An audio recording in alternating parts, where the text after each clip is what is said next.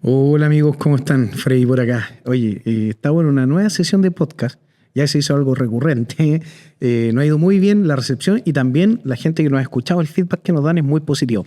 Nos hemos enterado de noticias de cómo están utilizando este material las organizaciones mismas donde nuestros invitados trabajan y ha sido realmente enriquecedor el feedback que nos han dado. Entonces, por lo mismo lo hemos hecho algo muy recurrente con grandes invitados y hoy día tenemos a alguien muy especial para nosotros. Ya, Carlos Rubilar, él es subgerente de transformación digital. Desarrollo y transformación. Desarrollo y transformación digital en Garcet Fruit. Garcet Fruit. Ya, así que bienvenido, Carlos. Oye, la audiencia, preséntate para que te conozca y vamos desarrollando esta conversación. Perfecto.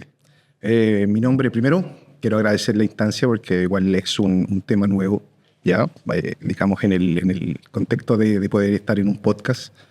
Mi nombre es Carlos Rubilar, soy subgerente de desarrollo de software, el nombre es Desarrollo Digital, de Garcet Fruit, así que estoy muy contento de estar aquí. Carlos, oye, lo primero y particular, conversamos en la etapa anterior, ¿cierto? En una reunión anterior, se dio muy fluida la conversación, yo creo que va a ser así durante esta sesión también. Coméntanos un poco el rol que hoy día está desempeñando Garcet Fruit, ¿ya? Entendiendo que, y corrígeme si me equivoco, ¿Sí? es el número uno a nivel de lo que es, bueno, todo lo que es la cereza, ¿cierto? A nivel internacional, y me imagino que la responsabilidad no es menor. Sí, mira, te cuento un poquitito. Ya llevo exactamente 10 años en Garcet Fruit. Ya, llegué por instancias un poquitito, digamos, distintas a lo que yo esperaba, porque me alejé un poco de Santiago, porque la empresa queda en Rancagua.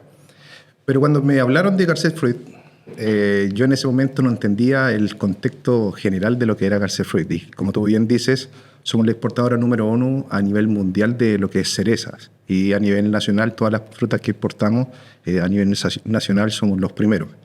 Entonces, cuando llego allá a la empresa, llegué con un rol distinto, porque piensa en una empresa agrícola, lo que habíamos conversado, no necesariamente está en el ADN la tecnología, asociado, digamos, a como un habilitador, ¿cierto?, de poder lograr cosas distintas o optimizar los tiempos de desarrollo de alguna idea. Entonces, cuando llegué a Garcet Fruit, me hice cargo de lo que era la mesa de ayuda en ese momento y yo venía de otros roles que era arquitectura, ¿ya? O sea, a lo largo de los más de 20 y tantos años que tengo de lo que es ligado, digamos, a lo que es la informática, pensando y de cara a lo que teníamos ahora con el podcast, me empecé a dar cuenta que llevo más de 30 años ligado al código. O sea, a los 8 o 10 años fue la primera vez que tiré mis primeras líneas de código y me acuerdo que fue en Basic. O sea, estamos hablando hace harto tiempo. Y entonces, ¿qué es lo que pasó? Que después, de una u otra forma, cuando se fue generando esta instancia, porque ya fue como muy, muy cercano, digamos, a mi día a día, el tema de la obsesión por el código, después seguimos alimentando este tema hasta que estaba muy, muy cercano en mi ADN. O sea, es más, el deseo de estudiar informática estaba más relacionado por mi mamá que por mí. Porque yo ya lo veía como parte del tema, era como mi juego, hacer cositas, hacer una plantilla, hacer una cosa. Entonces, cuando llego a Garcet Fruit, estaba todo más ligado a lo que era la ofimática. Entonces, todo lo que estaba relacionado con eso. Entonces, en algún momento yo le dije a los muchachos, hace ya, como tengo 10 años, les dije, ¿alguno desarrolla algo? Y me dijeron, no desarrollamos. Y ahí comencé yo a explicarle un poco estos temas de los desarrollos, pero pensando solamente en cómo extender un poco el RP que estaba en ese momento. Y como yo venía de una empresa y mi especialización era movilidad, comencé a decirles, ¿sabes qué? Hagamos una pieza que no tiene el sistema y vamos aplicándola. Pero yo nunca pensé que eso iba a desencadenar, que de una u otra forma empezamos a desarrollar una cosa, después otra, y se fue generando en forma así orgánica el tema del desarrollo constante de nuevas piezas de software. Entonces, ¿qué es lo que pasó? Que había un tema, pienso, una empresa que ya estaba haciendo bien las cosas y además incluye mucha tecnología en las líneas de producción, llegar con este habilitante, ¿cierto? Con esta capacidad que podíamos hacer cosas de forma distinta y comenzó a evolucionar. No te puedo decir que no estaba exento de trabas en el largo del tiempo, pero se fue dando de una forma muy interesante hasta lo que somos hoy. O sea, yo pertenezco a la gerencia de transformación digital y tengo el área de desarrollo, ya en la actualidad más de 20 desarrolladores, y para una empresa agrícola eso es un equipo bastante importante porque a nivel general somos más de 40, separados en tres de lo que es la parte de infraestructura, todo lo que es la parte de Data y Analytics, y nosotros el área de desarrollo. Entonces, tenemos un know-how bastante importante y además también un recorrido de cosas que hemos hecho bien y otras que no las hemos hecho tan bien, que es la parte también, yo creo que del aprendizaje de lo que hemos tenido en este tiempo.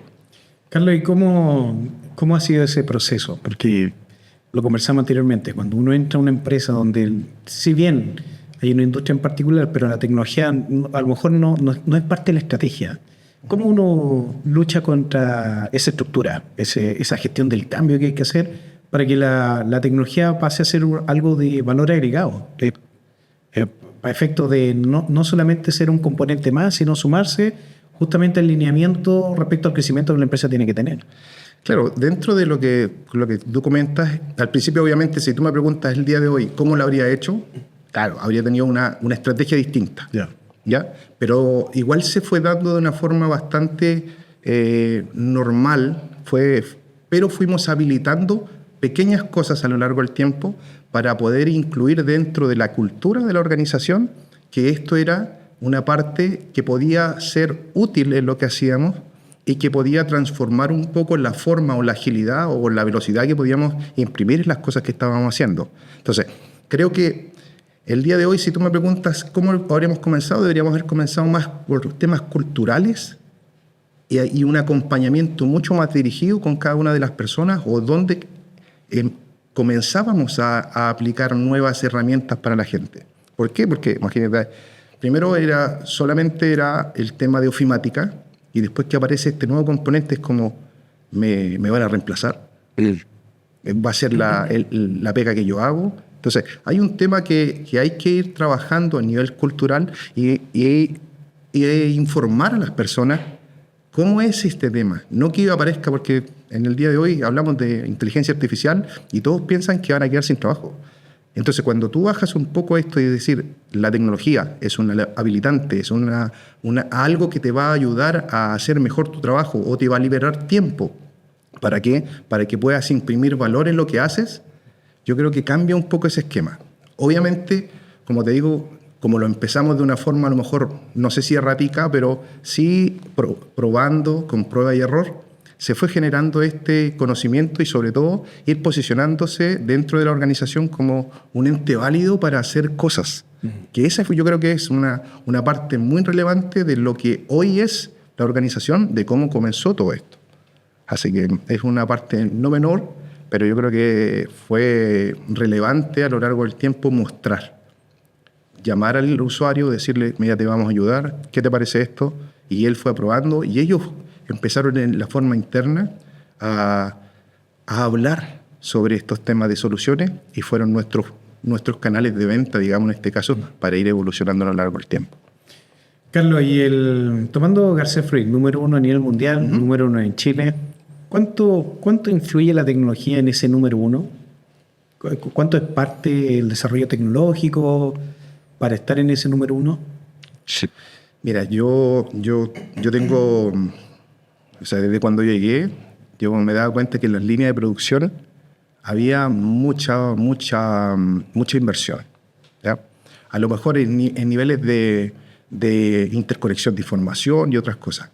Pero una de las cosas que me llamó la atención, y por eso te decía que cuando llegué a García Fruit, mi idea era irme a una industria para estar más calmado, que tuviera menos volatilidad, menos cambio. Y me metí en el planeta cambio. Entonces, ¿qué es lo que me pasó? Me pasó, lo primero que pasaba era, cuando tú escuchas al director, a Hernán, tú sabes que él está viendo las cosas distintas y quiere hacer las cosas distintas porque estamos para transformar la industria. No estamos para ser el número 1, estamos para transformar la industria, cambiar la industria, imprimir valor. Eso es lo que tenemos que hacer. Y cuando pasa eso, una de las constantes que tienes que hacer en el tiempo es evaluar cómo lo estás haciendo, cuestionarte, y cuando pasas a ser el número 1, la competencia, cuando tú tienes a alguien arriba, tú sabes dónde llegar, Sí. ¿cierto? Pero cuando eres el número 1 es complejo mantenerte en ese andar, y además también, ¿por qué? Porque todos te están mirando, todos están viendo cómo estás haciendo las cosas tú. Si las haces asertivamente no hay problema, pero cuando a lo mejor hay alguna falencia, se nota un poco más porque es obvio, es como tú tienes una persona que es veloz y tiene una carrera mala, algo pasa. No ven el 99% de las carreras buenas, sino que ven ese 1%.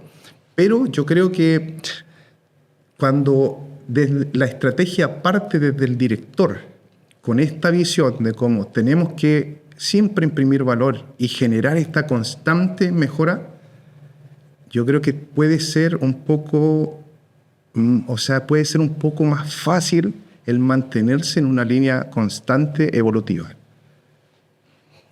Mira, es interesante lo que dice porque el capítulo anterior lo conversábamos con otro invitado y era cuando la definición de la estrategia, ¿cierto? Esto que tú mencionabas, de agregar valor, viene desde los directores, la gerencia. De cierta manera, nosotros hemos visto resultados. Digamos, las empresas que están en una posición de número 1 o líderes de la industria, en realidad no son iniciativas aisladas las que tienen, sino que hay una estrategia detrás corporativa. Y hay un cierto, lo otra vez decía, como liderazgo, ¿cierto? No solamente la gerencia, sino los que reciben esto, tienen esa valentía y ese liderazgo para ir hacia allá, justamente lo que decías tú, abriendo caminos, innovando, que no es fácil, justamente como lo que decía, porque hay otros que están mirando, que se están fijando donde tú te tropiezas, pero que finalmente se hace mucho más fácil cuando hay un ecosistema que apunta a todo hacia el mismo lugar. Sí, mira, revisando el tema del podcast y todo, siempre voy un poco a la etimología de las palabras. ¿Ya?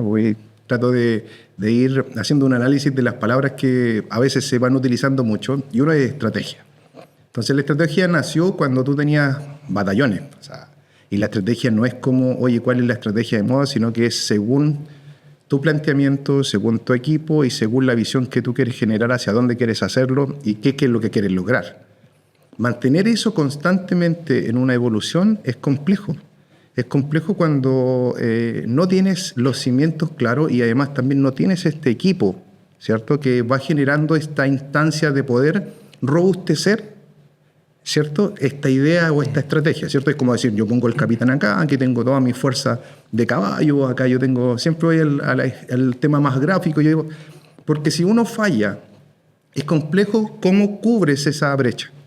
Y creo que una de las cosas importantes es la creación de equipos, y creo que Hernán ha podido lograr y ha podido articular esta creación de equipos con, a lo mejor con movimientos y cosas que tiene que ir haciendo a este nivel directivo.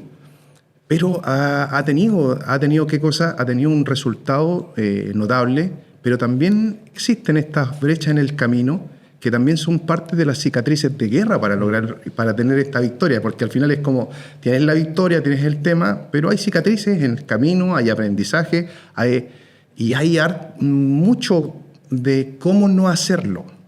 Cómo gastaste tiempo, gastaste dinero y a lo mejor no era el lugar, no era la estrategia, y vas reduciendo un poco estos voladores de luces que quieres generar como para generar impactos rápidos, ¿cierto? Y súper notorios. Sí, es como parte importante. Y yo creo que se ha logrado y se ha ido consolidando a lo largo del tiempo esta estructura de estas personas que movilizan, ¿cierto?, toda la cadena de valor. Y yo creo que se está formando, y año tras año cada vez está más aceitado este engranaje. Carlos, y según, conversamos anteriormente, trabajaste en una industria totalmente distinta, entraste en esta industria agrícola.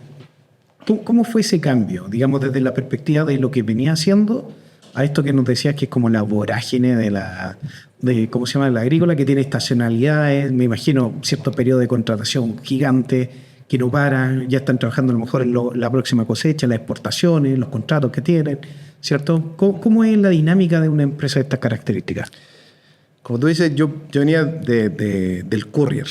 Ya venía del courier, era arquitecto de software, que esa es la parte que más desarrollo tuve a lo largo de mi carrera.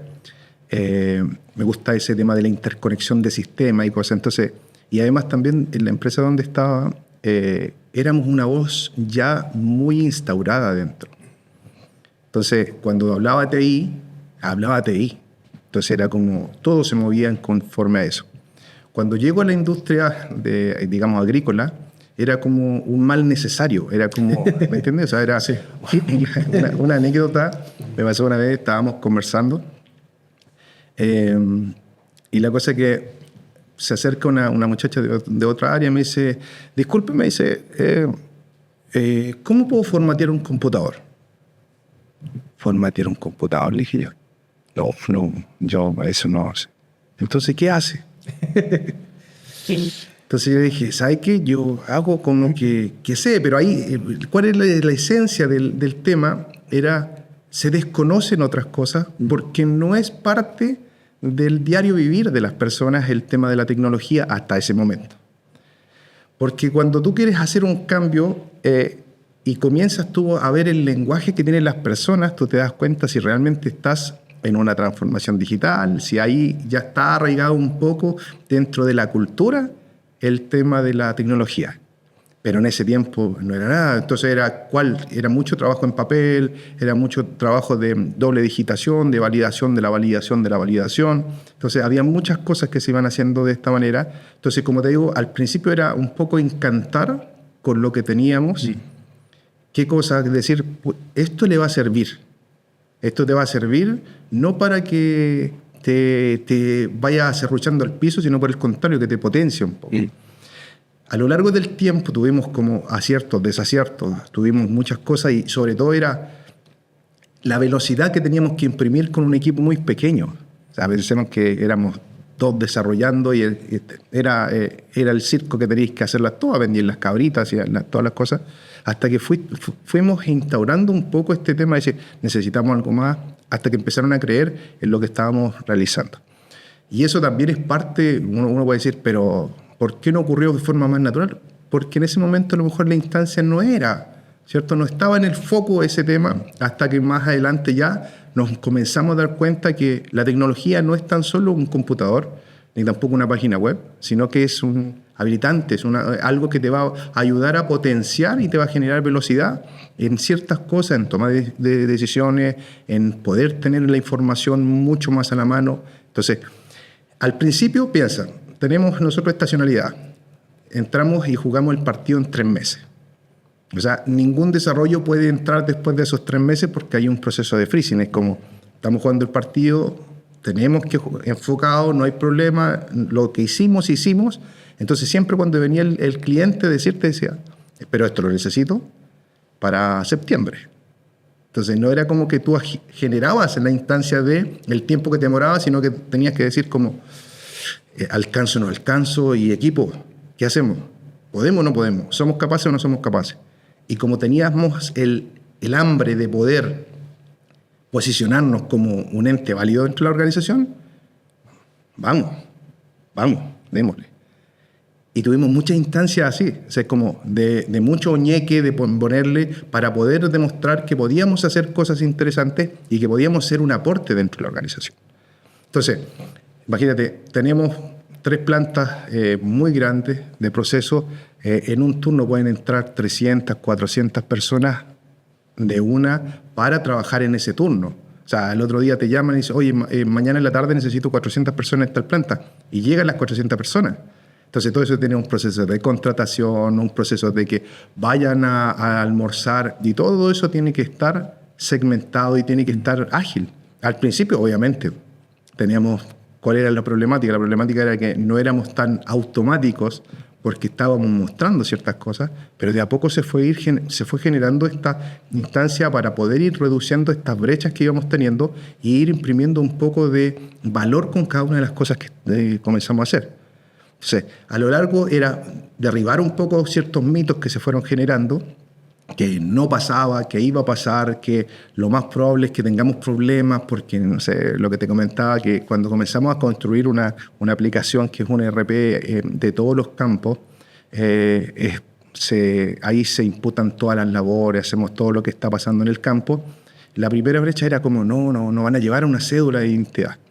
Ahora ya eso está dentro del ADN, está incorporado y hubo un cambio cultural.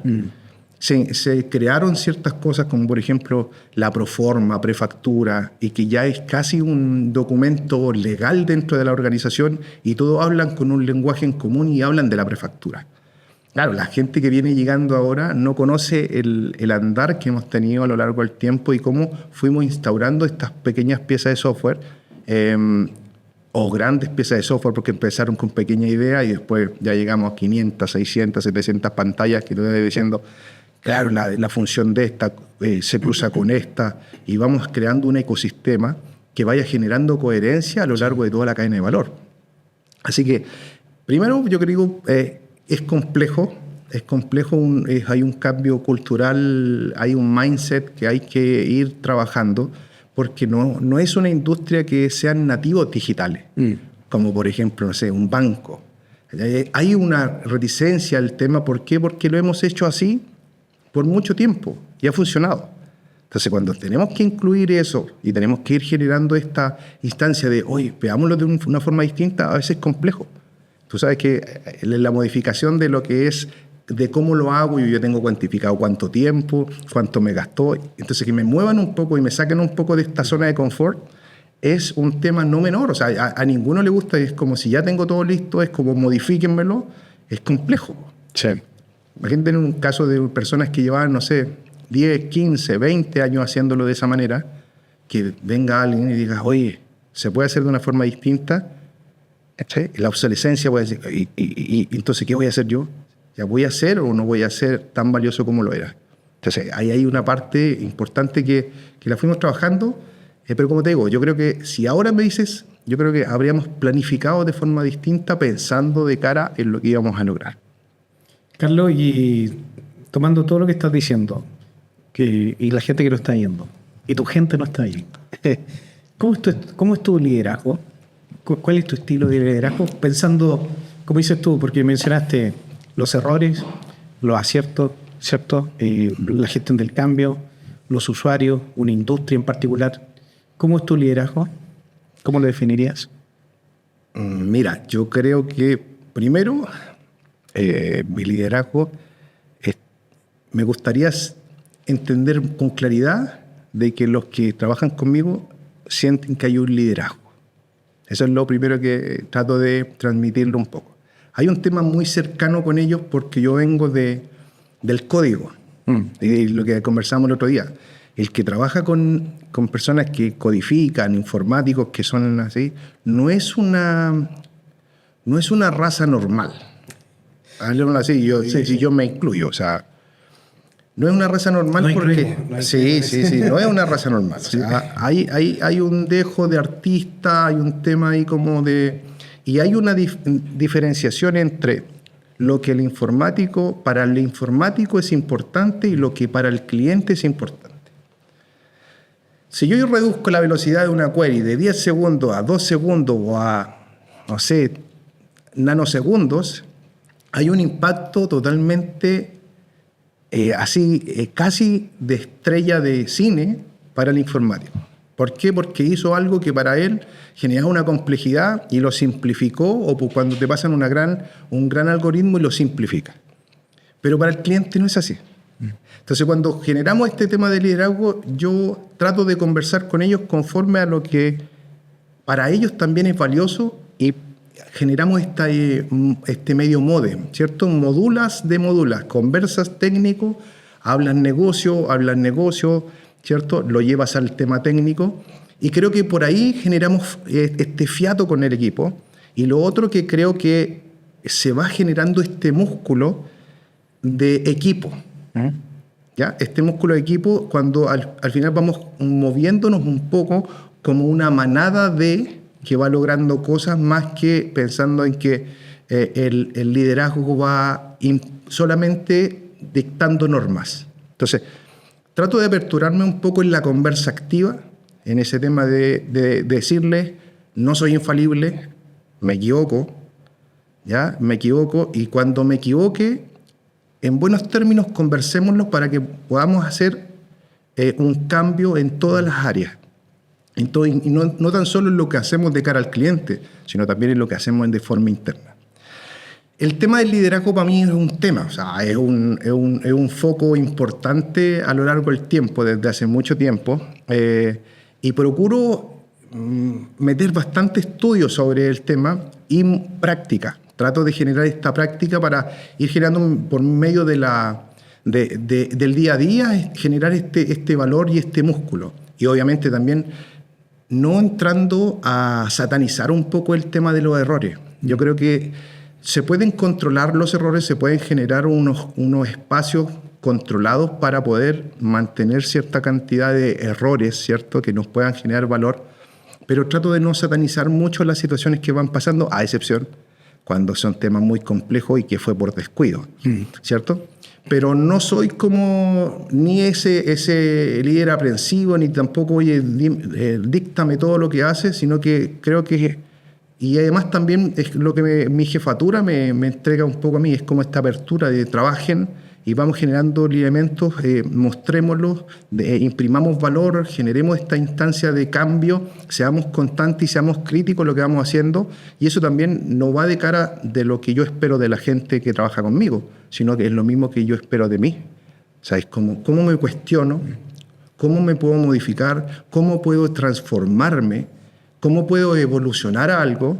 ¿Por qué? Porque veo que las nuevas generaciones, ¿cierto?, de los que están trabajando con nosotros, comienzan a evolucionar. Tienen un lenguaje distinto, tienen necesidades distintas, y tenemos que comenzar a evolucionar para que ellos también vayan viendo qué cosa, este líder participativo o este ejemplo, ¿cierto?, que es como, me está solicitando algo que tú no haces. Entonces, procuro un poco, y no tan solo de cara al equipo, o sea, yo ahí también soy un poco, soy más abierto porque tengo un equipo en la casa. Tengo 3 hijos. ¿Sí? Sí. Entonces, tengo 3 hijos. Entonces, esos 3 hijos, y son sanguinarios el tema de, pero tú no lo haces, pues, viejo. ¿Vale? Entonces, de esa parte vamos evolucionando en el sentido de, tratamos de ser este punta de lanza, ¿cierto? Es posible, no nos frenemos por miedos, sino que tratemos de evolucionar un poco. Y trato de generar esta instancia. Obviamente, yo creo que es más cercano preguntarle a la gente que trabaja conmigo si sienten lo mismo, ¿cierto? Pero procuro generar esta instancia como de poder llevarlos un poco hacia allá, que nos podamos desafiar y sobre todo desafiarme en forma personal con lo que te comento, las cosas que me gustan, me voy capacitando, voy generando esta instancia de poder seguir creciendo, porque creo que todavía hay mucho margen por crecer, hay muchas cosas por hacer. Creo que tenemos esta instancia de poder mirar hacia atrás y decir, hemos hecho cosas bien y también hemos hecho cosas que a lo mejor podíamos haberla hecho mejor. Entonces, no paran. O sea, no es una instancia que pare como decir, ya lo hemos hecho todo bien y no podemos mejorar ninguno de los temas que estamos, digamos, trabajando. Entonces, pienso que por ahí va. Carlos, tu equipo es joven, ¿cierto? El equipo que te acompaña es joven. ¿Tu liderazgo tendrá que ver también con este aspecto de la formación? En base justamente lo que yo aprendí, en el caso tuyo, lo que yo aprendí, la experiencia que tengo, transmitirla a estas personas que están avanzando en su carrera, ¿cierto? Y que están súper receptivos. Y en cierta manera el liderazgo tuyo puede ir enfocado justamente también a la formación. Sí, mira, yo tengo una leitmotiv. Quiero tratar a la gente que trabaja conmigo como me hubiese gustado que a mí me trataran en ese tiempo. En el tiempo cuando uno desarrollaba y cuando uno quería aprender, había mucho gurú. Ese gurú de como Oye, ¿cómo se hace? No, pásame el código, yo te lo hago. Sí. ¿Cachai? Entonces, ¿eso qué es lo que pasó? Que hasta que llegué, me acuerdo, en el año 2005, puede ser menos, sí, 2004 por ahí, llegué a una consultora. Y ahí conocí, yo creo, según mi perspectiva, uno de los informáticos más informáticos a nivel de código de bajo nivel. ¿Ya? Y él hablaba mucho, y él fue mi jefatura en esa consultora, y él hablaba de que los gurús, si mueren, muere la magia. Entonces, cuando él empezó eso y empezó a compartir este conocimiento, él participó en la creación de J.D. Edwards en Boca de Ratón.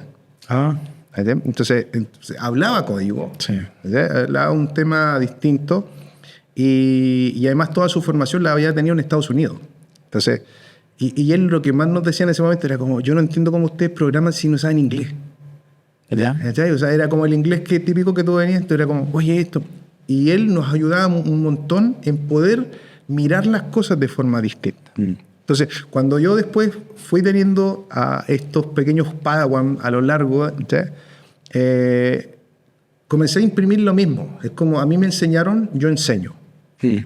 Pero no pensé que en el camino me iba a dar este tema de bien asociado a la enseñanza, y hemos tenido a lo largo del tiempo muchas personas que hemos enseñado cómo programar. Obviamente, conforme al tiempo, ellos después ya es como ya tú le enseñas algo y ellos evolucionan en forma automática, autónoma, y después tú conversas con ellos y ellos te hablan de otro lenguaje. Entonces, y sobre todo en la región. Piensa que yo estamos luchando nosotros o compitiendo con Santiago. Nosotros estamos en Rancagua, sexta región. Nuestra cantidad de desarrolladores o la gente que está es mínima, porque un desarrollador que tenga ambición va a querer venir a Santiago. No va a querer quedarse en la región. Y menos en una empresa que es una empresa agrícola y no es una empresa que está relacionada directamente con el rubro de la informática. Entonces, cuando nosotros comenzamos a generar esta instancia, el tema es cómo yo le enseño al otro y que lo entienda. Y cómo yo puedo ayudarle a que él también vaya entendiendo este camino, porque cuando yo salí, habían 2 o 3 caminos. Ahora ya tienes tú una cantidad de cosas que podrías hacer asociadas a lo que es la informática, que yo digo, o sea, es muy loco que no te pierdas en el camino. Sí. Es muy gráfico. No me acuerdo que hace un año, sí, 1 o 2 años, fui a dar una charla a un instituto en Rancagua. ¿Ya? Y ahí cuando estaba en este tema, estaba con puro informático, la primera pregunta es, ¿quién tiene claro cuál es el camino que quiere tomar? Y ahí me dijo, levantó la mano uno. Dijo, yo quiero esto. Y después yo le pregunté y él estaba relacionado porque tenía un amigo que hacía algo similar y le había comentado. Entonces, cuando la gente llega a soporte es porque era lo único que hay. ¿Okay? Entonces, cuando se van dando estas posibilidades, tú vas aperturándote un poco a lo que es desarrollo, a lo que es infraestructura, pero de una forma un poco más por la oportunidad que te dieron, más que por tu deseo de aprender. ¿Cierto? Porque las entidades te van enseñando un poco de C#, un poco de Java, un poco de Python, un poco, y te meten todas las otras demás cosas que hay que hacer. Entonces es como poco la claridad de si realmente quiero yo desarrollar, o realmente quiero ver el tema de la analítica, o realmente quiero hacer alguna otra cosa. Entonces, dentro de lo que vamos nosotros haciendo, tratamos de generar estos mentores. Primero son las personas que y hay muy buenos mentores en el equipo. Estos mentores llevan a la persona en 6 meses y los dejan en un nivel muy bueno, muy bueno. Y además tienen la pasta. Si hay que tener pasta para enseñarle a un informático. Hay que tener pasta. Y además también, como tú decías, son gente joven que quiere esa oportunidad de decir, ¿ya quién? Entonces yo les digo como que yo no estoy yo les comento, estoy como entre lo que es colágeno y Ensure. Yo estoy ahí como, oye, tirando más para Ensure, ¿ya? Entonces le dije, como yo ya llevo más tiempo en el tema, quiero ayudarte en esto. ¿Cuál es tu sueño? Y cuando tú le hablas de un sueño, te abren los ojos. Porque nadie pregunta y no creo que uno vaya por la vida pensando todos los días qué es lo que quiere hacer en 2 años, en 3 años o en 5 años. A veces las cosas se van dando en forma normal y uno dice, logré esto porque se dieron las oportunidades, pero no va intencionando mucho la oportunidad. Y dentro del equipo también está la apertura un poco de decir, tienes la posibilidad para hacer cosas en distintas áreas. No es como que él viene conmigo y aquí yo lo amarro y no. Porque creo que la persona tiene que estar donde pueda dar mayor potencial o donde quiere estar. ¿Para qué? Para que se apasione con lo que hace y con eso va a evolucionar, porque no es un tema de trabajo, es un tema ya de dentro, es un tema más relacionado con el propósito que quiero hacer o la cosa que quiero hacer en este tiempo. Y ahí hablamos un poco de lo que hablamos el otro día de si soy o no soy metido hasta el fondo en lo que voy a hacer. Carlos, justamente ese tema, va evolucionando la conversación, ¿cierto? Y creo que justo viene esto que conversamos en algún momento. Mirando tu experiencia anterior, los roles que cumpliste, ¿cierto? La parte de arquitectura, infraestructura, movilidad. Hoy día, Garcés, transformación digital, desarrollo. Es una curva que no es fácil, ¿cierto? Es difícil encontrar, lo hablábamos el otro día, como alguien que sepa los dos mundos. ¿Ya? Y finalmente hay un potencial enorme detrás de eso. Pero para lograr eso, primero tiene que haber como un desafío interno, ¿cierto? Lo que hablábamos el otro día, de estar constantemente desafiando, sobre todo en esta carrera que cambia todos los días, aparece algo nuevo, hay que estar actualizándose. Entonces, hablábamos el otro día esto del síndrome del impostor, ¿cierto? Sí, claro. Que desde la perspectiva positiva es cómo yo constantemente estoy colocándome en posiciones donde no estoy cómodo, ¿cierto? Tomando nuevos desafíos, aprendí a hacer algo y al otro día ya aprendo otra cosa y parto de cero, voy a pasar por los mismos resquemores, los mismos problemas, pero sé que voy a ir evolucionando en esto. ¿Cuán importante podría ser para estas nuevas generaciones esto que hablábamos, de desafiarse, tomando tu experiencia de cómo se ha dado tu carrera? Uh-huh. Mira, yo creo que en la actualidad es más fácil inventarse. O sea, creo que hay mucho más información a la mano de una forma mucho más gráfica, ¿cierto? Para poder inventarse y tomar ciertas cosas. ¿Cuál es la problemática que encuentro ahora? Es que hay demasiada información. A veces como que, ¿cierto? Estás ahí en el bosque, pero nunca viste el bosque porque los árboles te tapan. Entonces, como hay tanta cosa, y la perfección empieza a matar lo bueno. Entonces, ¿qué es lo que va ocurriendo? Que a lo largo del tiempo, tú al principio, una de las cosas es el perfeccionismo que va generando, como que piensas que eso te va a marcar una diferencia. Pero después te das cuenta que es mejor algo bueno en menos tiempo que ir pensando en esta perfección. Y pasa un poco con todas las cosas. O sea, yo pensaba esto mismo del podcast, es un tema de hacerlo. La perfección te la va a dar en la constancia. Pienso que en el caso tuyo, este podcast no fue lo mismo que cuando comenzaste, ¿cierto? Sí. En los nerviosismos, cómo te manejas. Y es porque estás haciendo. Sí, verdad. ¿Cierto? Porque estás haciendo, estás ejecutando. Mira, dentro de las cosas que yo soy muy amante de lo que es el deporte, ¿sí?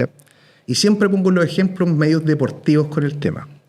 Pero imagínate tú, quieres correr una maratón, pero quieres hacerlo tan bien y compras todas las cosas que nunca sales a trotar.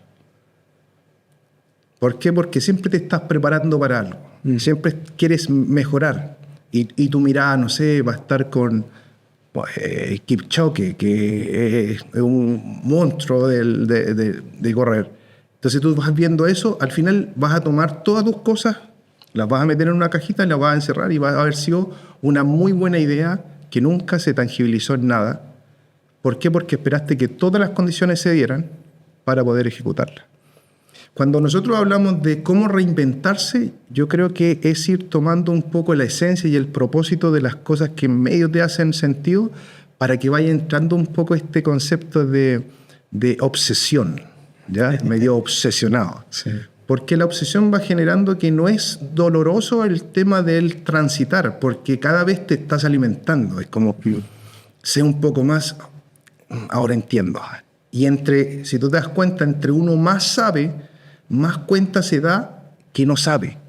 y más necesita ir buscando esa cosita que le falta como adicional y empieza a aperturar la mente, pero es en la ejecución, es en la acción, es en el imprimir de una forma básica para ir evolucionándola a algo. Es como, ¿qué es lo que pensaría yo en las nuevas generaciones? Side project. Haz algo básico, evoluciónalo, llévalo, ejecútalo, fórmalo. No esperes que una empresa te contrate. Comienza a meter la mano, ve cómo lo hace un arquitecto, compórtate como un arquitecto, habla como un arquitecto, tira código como un arquitecto, independiente que tu arquitectura sea mala, independiente que la declaración de las variables no tengan, no sé, un camel case, ¿cachai?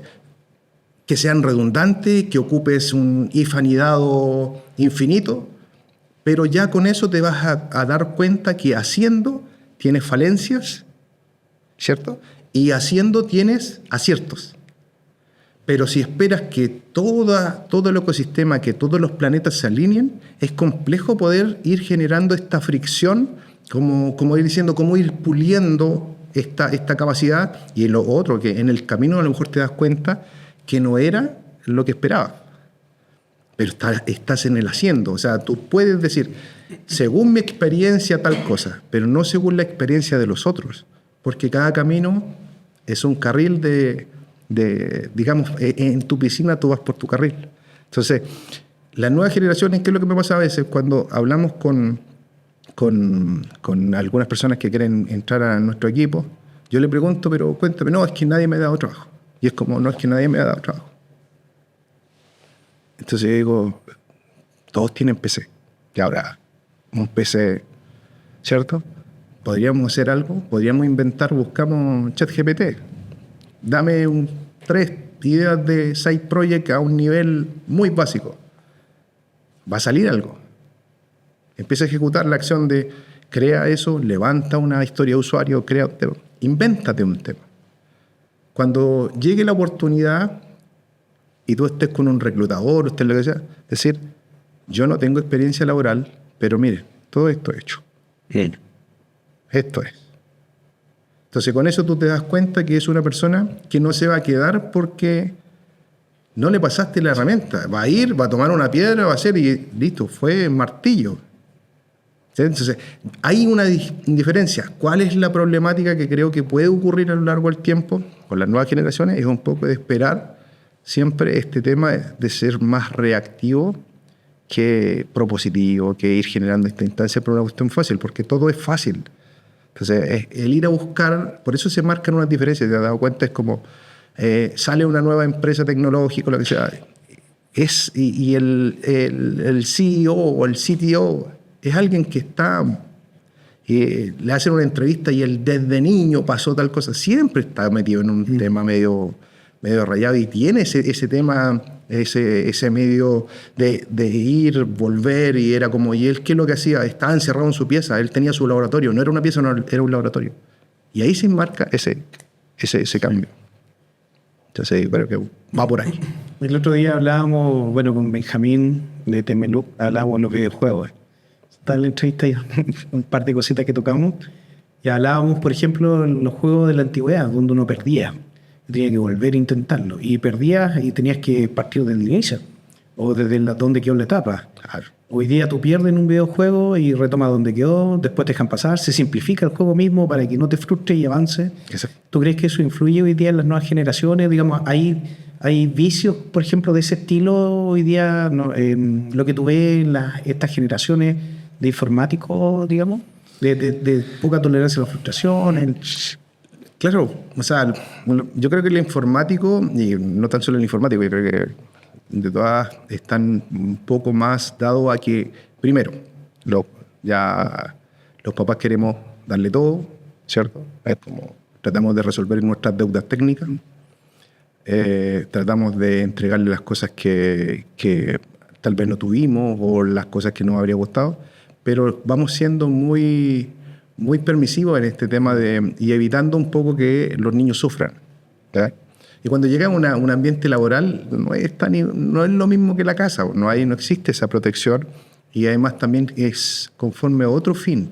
Yo creo que ahí a veces uno genera un romanticismo asociado al tema de lo que son las empresas, pero es un tema de que tenemos que llegar a aportar de alguna manera. Y ese aportar nos vemos enfrentados a aciertos y desaciertos, y los desaciertos tenemos que ser resilientes y adaptativos. Y creo que las nuevas generaciones, con este tema de recibir todo y tener todo muy fácil a la mano, es complejo el tema de la frustración. O sea, yo lo veo específicamente, como te digo, tengo 3 hijos, tengo hijos de 22 años y el más chico tiene 11, entonces tengo toda la gama de colores. Entonces, cuando hablamos con mi hijo, claro, él está aventurándose, está formando su camino, está haciendo todo el tema de lo que él se quiere dedicar, pero no está exento de problemas. Y él se ha dado cuenta de eso. Es como, ¿y qué vas a hacer? ¿Te vas a detener? No, pues hay que continuar. ¿Pero qué es lo que va a hacer? ¿Te va a secar las lágrimas o no? O sea, es como, ¿seguimos o no seguimos? Entonces, cuando vemos este tema, y pasa un poco, nos ha pasado con algunos ejemplos dentro de nuestro equipo, que es como, oye, evaluemos qué es lo que estamos haciendo, y no está ese análisis de poder decir, tal vez lo hice mal. Y ahí existe esta frustración asociada a no poder resolver o a no poder enfrentar que a lo mejor algo lo hiciste mal. Sí. Porque a lo mejor nunca existió de cara a esto. Y pasa a lo mejor mucho. Hoy mi hijo me hablaba de algo en particular y me decía, la semana me hablaba, papá, es que me gusta una niña a veces. Yo le decía, programa, viejo, programa, esa es la vida. Y programa, le decía yo, programa, dedícate a programar. No. No. Le decía que y me decía, pero tengo miedo de la frustración si me dice que no. Entonces decía yo, claro, o sea, es un problema no para él. Sí. ¿Cuánto aprendizaje hay en el no? Exactamente. Entonces me decía, y además lo peor que ya le había pasado en sus 11 cortos años, ya le había pasado una vez. Pensé que era el más grande. No, el chiquito. Entonces me decía, y yo le decía, yo lo miraba y le decía como, es que me decía, tengo miedo de que me digan que no de nuevo. Claro, ahí como que tú, al principio yo decía, ¿qué problema hay? No más. Sí. Pero después cuando vaya a la realidad de él, yo digo, claro, un tremendo problema. Y si eso lo llevamos al equipo de trabajo, cada persona tiene una realidad distinta. Sí. Tiene una crianza distinta, y aquí yo me tomo de otro tema, es que tiene una programación distinta. Y esta programación está asociada a dónde nació, qué es lo que hizo, su colegio, su entorno, su familia. Y tenemos que lidiar con cada uno de estos mundos para poder llevar adelante una causa común, que es llevar nuestro equipo a hacer lo que tenga que hacer de cara a la necesidad que va teniendo el negocio. ¿Cómo barajas esto? Y si además existe una diferencia entre las generaciones, para mí un no es un causal de alguna cosa. Es como, no, lo hicieron mal. Va, para uno es como, ya, bien. Pero no necesariamente para todos es igual. Exacto. Y para las nuevas generaciones, por el contrario. Y además también cuando tú tienes que validarle su trabajo o desvalidar el trabajo, son dos quiebres totalmente muy, muy potentes. Sí, a todos nos gusta que nos digan que lo hacemos bien. Pues. Sí. Y eso no va por todos lados. O sea, es como cuando uno pregunta, yo siempre le digo a los muchachos, si usted le pregunta a cualquier persona cómo hace su trabajo, todos dicen que son el que hace el mayor trabajo y le hace el trabajo de todos. Todos somos así, como no, yo soy el top de línea, ¿cierto? Pero cuando te dicen, no, vos sabés que lo estás haciendo deficiente en algo, no, a nadie le gusta. O sea, igual hay un analizar, un ver. Y las nuevas generaciones, a veces yo veo que medio colapsan en ciertas cosas. Y hay que saber trabajar para ir generando este músculo que vaya fortaleciendo esa área, ¿cierto? Y una vez me conversaba un muchacho que uno de los profesores le decía, en la universidad le decía, usted cuando salga va a ser jefe. Entonces, si te están alimentando eso todo el día, usted se va a ser jefe, y después llegas a la realidad y no pasa eso, es como me vendieron un producto falso. Entonces, desde lo que pensaste y cómo empezaste a evolucionar tu mente, de decir, mi piso es ser jefe, o sea, de ahí para arriba, o sea, estoy empezando casi en la mitad de la línea. Entonces, imagínate hasta dónde voy a llegar. Imagínate cuando llegas a la realidad y te aterrizan. ¡Tac! Sí. Yo creo que nada es fácil. Oye, Carlos, se nos pasa rápido. Se van 50 minutos ya, pero se nos pasó volando. Te iba a preguntar, una respuesta corta, me quedan un par de preguntitas, pero es, ¿cuánto influye? Se me olvida de repente que este podcast es de como de inteligencia artificial, eso sí, no podemos hablar. Pero, ¿cuánto influye la inteligencia artificial en esto? ¿O cómo ves tú que esto puede influir? Justamente lo que decía, en esto en los desarrolladores, por ejemplo, que hoy día, oye, aquí la inteligencia artificial desarrolla, casi por mí, yo voy a justo, ¿es tan así? ¿Tú lo ves tan así?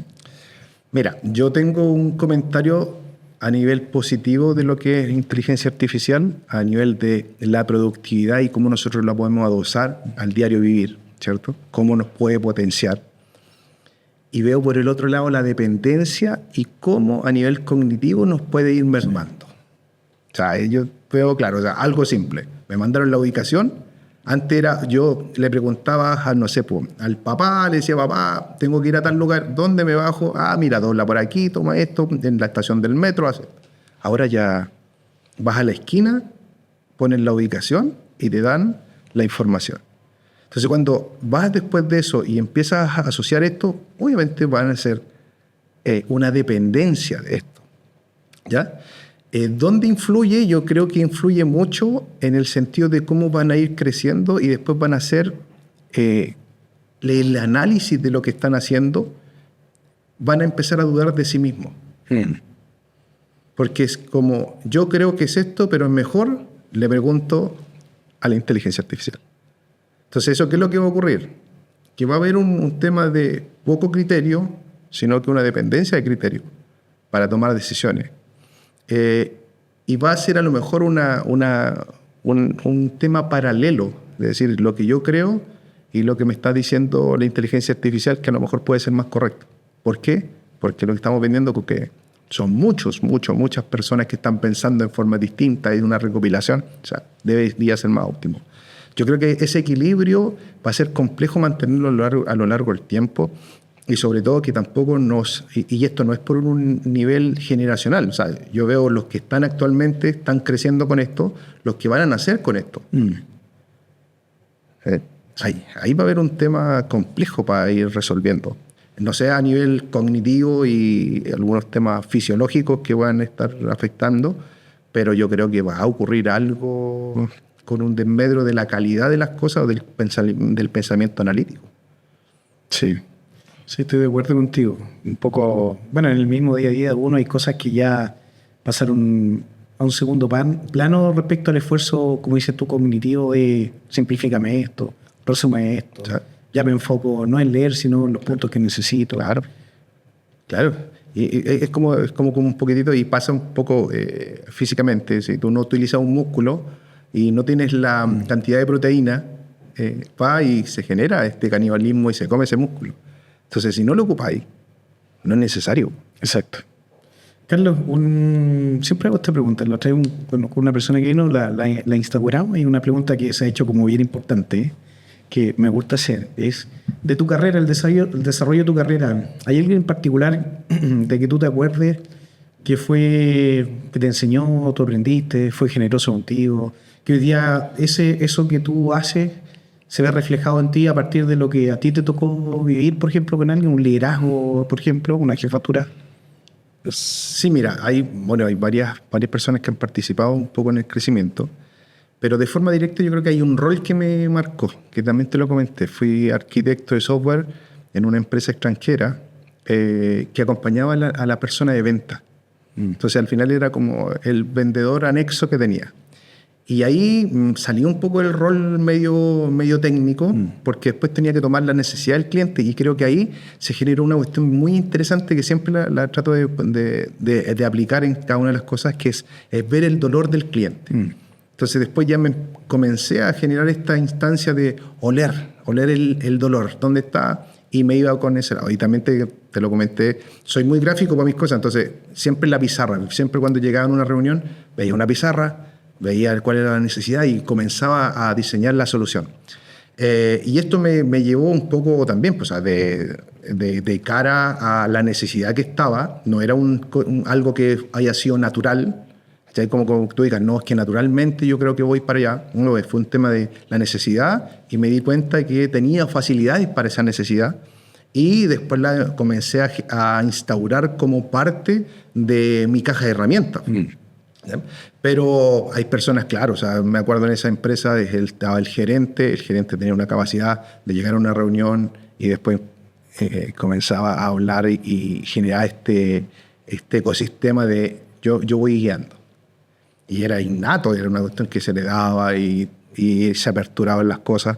A nivel técnico, la persona que te digo que nos ayudó desde un principio, a nivel de conocimiento, de negocio, de la parte, porque yo siempre hablo de un trinomio que es personas, procesos y tecnología. Y en esta empresa de Courier, el jefe que yo tenía en ese momento, hablaba proceso. Él era proceso. Él le hablaban, era como el oráculo. Entonces, pregúntenle a él. Él sabe dónde sale el dato. Entonces, él sabía y él hablaba de eso y hablaba base de datos. Y aprendí muchísimo de ese tema ahí. Aprendí mucho de que el que tiene el proceso tiene el control del conocimiento de lo que estaba ocurriendo y sabe qué perilla mover. Sí.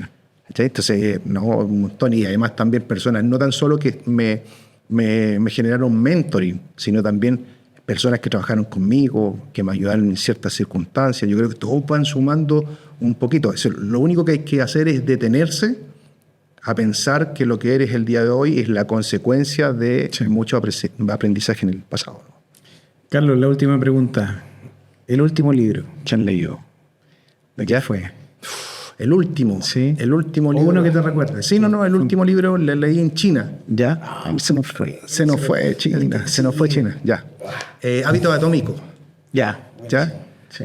Y una de las cosas que cuando empiezas a comer el libro tú te das cuenta que los pequeños cambios generan grandes cosas. Y aquí yo hago una analogía con la muralla china. ¿Ya? Yo pienso, imagínate el proyecto, cuando pusieron el primer ladrillo de la muralla china. ¿Quién iba a pensar que un ladrillo iba a ser kilómetros y kilómetros asociados a una gran... O sea, yo creo que puede ser a lo mejor la estructura, ¿cierto? El invento del hombre más grande de todos los tiempos. Y comenzó con un ladrillo. Sí. Entonces, cuando tú te pones a pensar en eso, en esos pequeños cambios, constantemente a lo largo del tiempo, van generando cambios trascendentales. Lo que pasa es que uno quiere siempre lo instantáneo. Tráeme el café, instantáneo. Todo instantáneo, rápido. Pero cuesta un poco mantenerse en el tiempo y entender esto que estoy haciendo, soy reiterativo y lo hago constantemente y lo voy metiendo en mi ADN, algo va a pasar. Sí. Algo va a pasar. Así que eso. Carlos, oye, le voy a pedir a Marcela. Marcela, se me olvidó el libro. Siempre se me olvida. Oye, te tengo un regalo. Bueno, el libro, a lo mejor ya sabes, publiqué un libro, humildemente, con mucha humildad, un libro que resume... ¿Aparece? Es un libro que resume, bueno, el newsletter que tengo en LinkedIn, que habla de las 52 semanas. Lo que buscaba era como resumir o generar un hilo conductor para cuando uno quiere buscar justamente conocimiento y de repente encontramos tanta información que nos perdemos. Entonces lo que traté de hacer acá fue como, una vez hecho el magíster, bueno, el trabajo que hacemos constantemente fue como armar ideas nomás. No crea nada ni revoluciona nada, es un libro que es como un compendio de conocimiento que creo yo que va de la mano mucho a esta escala de conocimiento que uno va adquiriendo para poder llegar a entender algunas cosas, ¿ya? Así que te quería hacer entrega de él, ya tiene ahí una dedicatoria, ya, un poema, no. Gracias. Tiene una dedicatoria y sí. ¿Cómo se llama? Y te lo doy con todo el afecto y cariño. Muchas gracias. Para que le pueda echar un vistazo. ¿Puedes mostrarlo en la cámara? Ahí, ¿ya?